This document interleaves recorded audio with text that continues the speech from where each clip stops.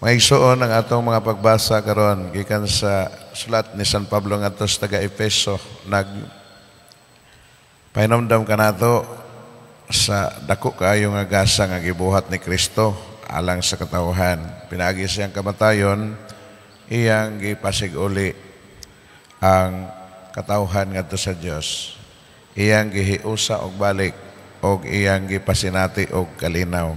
Mani ang mura po siya og duol kayo sa sentro sa gusos sa atong mahal nga patrona Maria Birhen sa Fatima. Pagkahiuli sa katawhan og kalinaw alang kanila.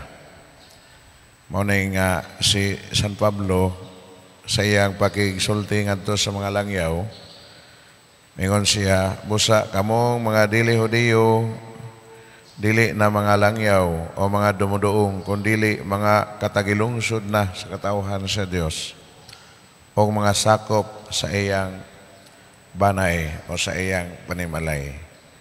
So diha kang Kristo sa iyang sakripisyo, sa iyang kinabuhi, iyang kaugalingon, isib halad sakripisyo, alang sa katubsanan sa kalibutan o sa katawhan, may usa sa katawhan sa Dios, mga Hudiyo o dili mga Hudiyo. Unyang atong Salmo 85 karong adlaw, ang Ginoo naghisgot og kalinaw ngadto sa iyang katawhan. Naingon si San Pablo dinhi sa iyang sulat ngadto sa taga-Efeso, ang kapitulo 2 ni siya, nga si Kristo ang gasa sa kalinaw ngadto sa mga tao. So si Kristo ang kalinaw alang sa kalibutan o alang sa tanang katawhan, Hudiyo man o dili Hudiyo.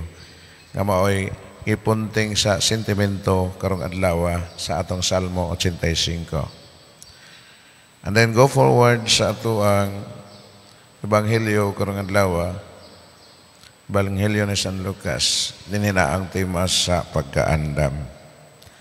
Siya ang gasa sa Dios ngani sa kalibutan. Miabot na siya o moabot pa siya bisan kanus sa atong kinabuhi. Amen. So man siya nga dunay panginahanglan nga kitang tanan andam sa kanunay, sama sa usa ka sulugoon nga nagpaabot sa iyang amo unsang orasa moabot igod siya matulog nga nagagikan sa kumbira. Si San Lucas, ningon siya ako na, si Jesus mingon sa iyang mga tinunan, pag-andam kamo sa bisan unsay mudangat. Baksig ugot ang inyong mga bisti, diha sa hawak ug dagkuti ang inyong mga suga samag mga salugoon nga naghulat sa pagbalik sa ilang agalon gikan sa kumbiras kasal. Importante kaayo ang pagkaandam mga igsoon. Dili lang alang sa mga panginahanglan ning kalibutan, sama sa kining bagyo nga ni abot na sa par, no? Ingon sila nga kusog ra basag kuno ni siyang bagyo ha. So unsa na po'y mahitabo sa atong panginabuhian sa mga tao diri sa Pilipinas. Mangandam gyud kita ni ana aron maka panalipod kita sa atong kaugalingon. Pero sa Ebanghelyo, di lang kita mag-andam alang ni ana. Mag-andam usab kita sa bisan unsang orasa adlaw nga pag-abot sa Ginoo sa atong kinabuhi. Kay kadtong iyang makaplagan nga andam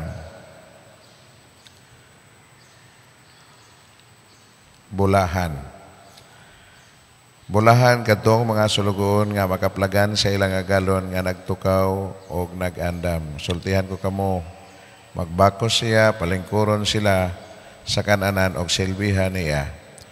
O bulahan sila kung ikaplagan niya nga andam. Bisan kung moabot siya sa tungang gabi o kaadlaw na.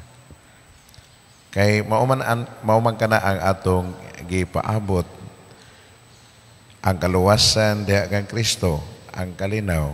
Busa ato gyud puntingon nga ang atong pag-andam makaabot yun sa yugto nga siya moabot sa atong kinabuhi. Amen? Dili man nato na madawat ng gasa sa kalinaw kung ang ato pag-andam kuwang rag inandamay nga dili ta maabtan ni Kristo. Oh, para sa katong napulo ka dalaga, ang 5 na sila reserba sa ilang mga oil, ang laing 5 wala reserba. So ang ilang pag-andam wa kaabot dito sa pag-abot sa kumbira sa pag-abot sa agalon sa kaslonon, di ba? Kadawag wato nya nasiradaan na lamang sila sa balay. So na siya ang tambag ni San Lucas sa atong Ginoo dinhi sa iyang ebanghelyo San Lucas. Kailan mag-andam kita nga pag ang atong andam adto gyud inandam nato alang sa pag-abot sa Ginoo. Amen. Wala ko tindog.